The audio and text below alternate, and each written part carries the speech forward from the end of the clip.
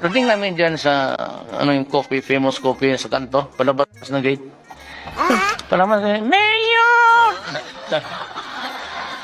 Naka-shorts. Naka-shorts. Tapos sabi ko, sino? You make your own history in this planet. Filipino for nothing. Paski ganito lang kami kapobre, do not with our dignity. Si Duterte is not a statesman. He behaves like a hoodlum. Tama ka! Ngayon mo lang nalaman? Ganon ako, ganito, ganon. And this is really for all of you Filipinos and for the entire world. Baski anong bagay magka-diferensya, wag lang basta bayan na ang pag-usapan. Dito ko gikan sa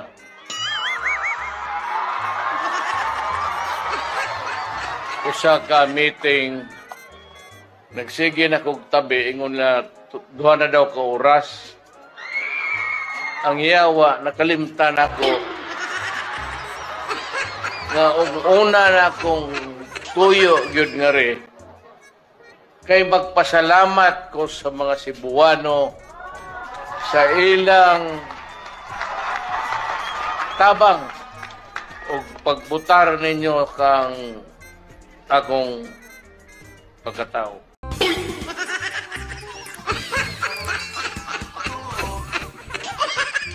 Alright, welcome back to my channel mga guys. Kumusta kayo dyan? Naaliw ba kayo dito sa mga maliliit na tao dyan?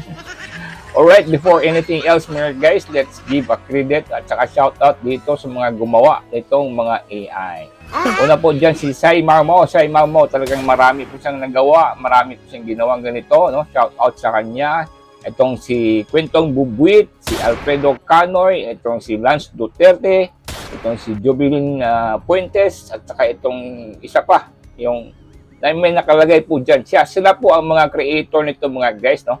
Maraming salamat. Saludo kami sa inyo at napatuwa nyo, napasaya nyo po ang maraming Pinoy, lalo na po dyan sa OFW. Shoutout sa inyong lahat dyan.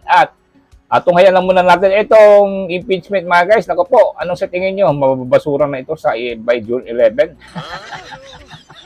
Diba? Nakita nyo naman sa mga headlines dyan. Talagang maraming senador anong sumusuporta para ma-dismiss na po ito. Wala na pong panahon. Oy, mga makakaliwa. This is our time mga guys. Let's grab some popcorn at manood tayo sa kanilang mga hinayupak na mag-uumpugan itong mga kaliwa, dilawan, kontra dyan kay Bongbong Marcos. Diba? Kinarma ang mga ayaw. Alright guys, meron din isang headlines dyan. Itong ICC, 4 na judge po. May sanction si Trump. Naku po, wala nang judge. Paano yan? Masisibak na siguro yung 4. Mirisi. Grabe mga Duterte mga guys. Kahit international nakakarma. Ang tigas ng Duterte. Kaya Tatay Diggs, take over. Let's go mga guys. Filipino for nothing. Paski ganito lang kami kapobre, do not with our dignity. Sandali ha. May-ari nito. Paki-alcohol naman ng microphone ninyo once upon a time. Ran to. Sprayhan namin nyo from time to time.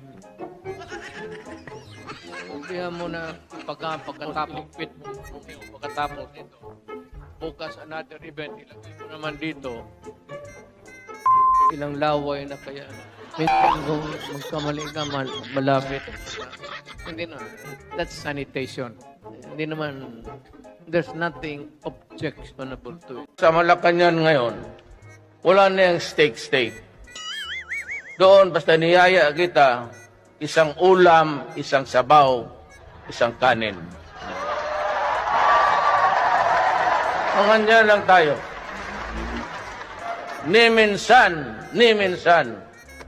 Wag na 9 months na ako plus. Ni minsan, magtanong kayo.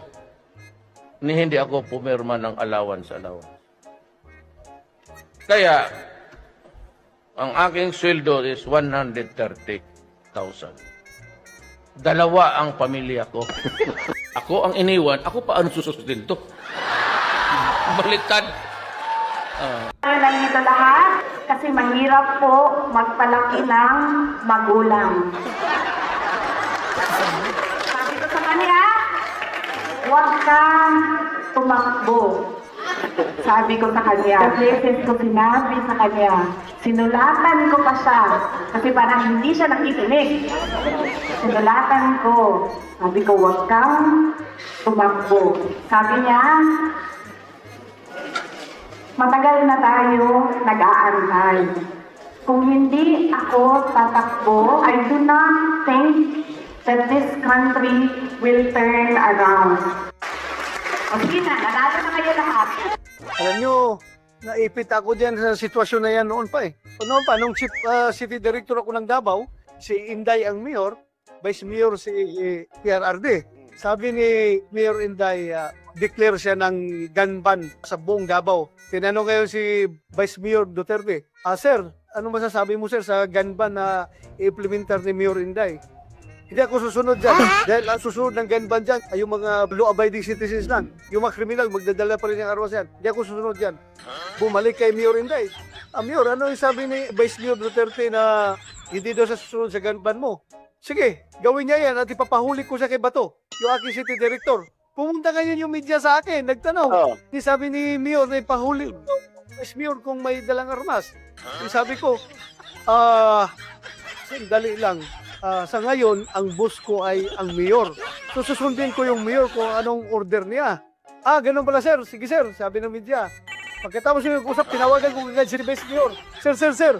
Ganito yung sagot ko sa media sir ha, na sabi ko, susundin ko si Mayor ha, baka magalit ka sa akin. Tawa siya ng tawa. Naiipit ako. Pati si Mimi. Ulat ka. Istorya lang man ito. Sabi ko, pumunta ako doon sa kanya.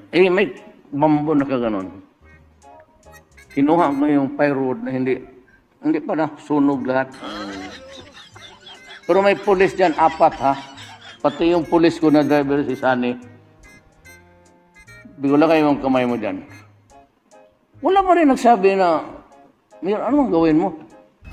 Paglagay ng kamay, putang ina, yung 3 kuko, umano siya. Tapos nagtindigan ng mga pulis, sir, bakit sir? Yung driver ko, ginanon ako. Sir, gano'n, sir, asa na sir? Sabi ko, hindi ba ito yung magnanakaw ng radyo? Siya hindi sir, yung property officer namin.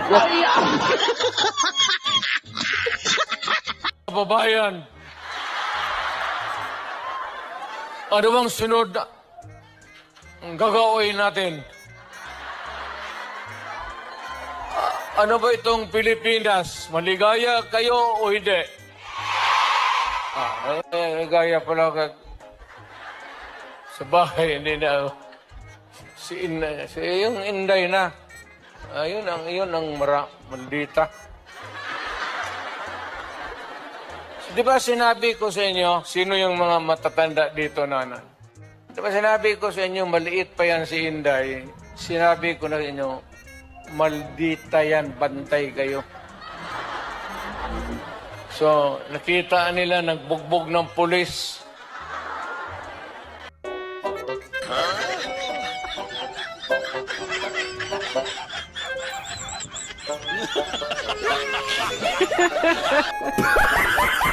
Ng nanay ko, paano man tayo anak? Sabi ko, sige lang ma. Total, kung bigyan mo ako 78, anuhin ko mayang sobra? 75 bang kailangan ko para makaakyaw?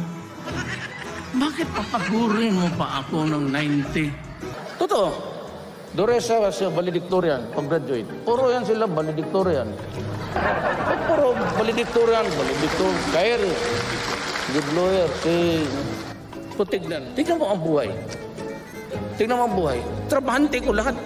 Yan, masaya. Another day of masaya mga guys, di ba? Wala na yung mga stress nyo dyan.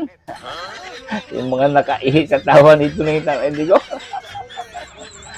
Alright mga guys, hanggang dito lang tayo. Happy Independence Day sa atin. Malapit na. Yan, shout out sa mga OFW dyan.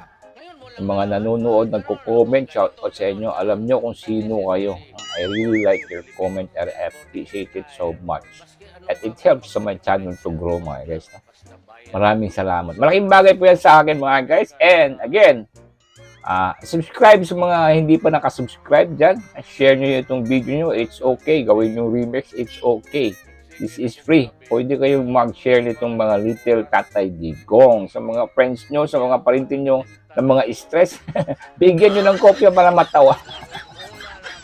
And again, shout out yan sa mga gumawa nitong mga talagang genius way of expressing, lalo na dito sa mga content creator dyan, mga guys. Shout out sa inyo. Maraming salamat din sa inyo. Alright, hanggang dito lang tayo, mga guys, no?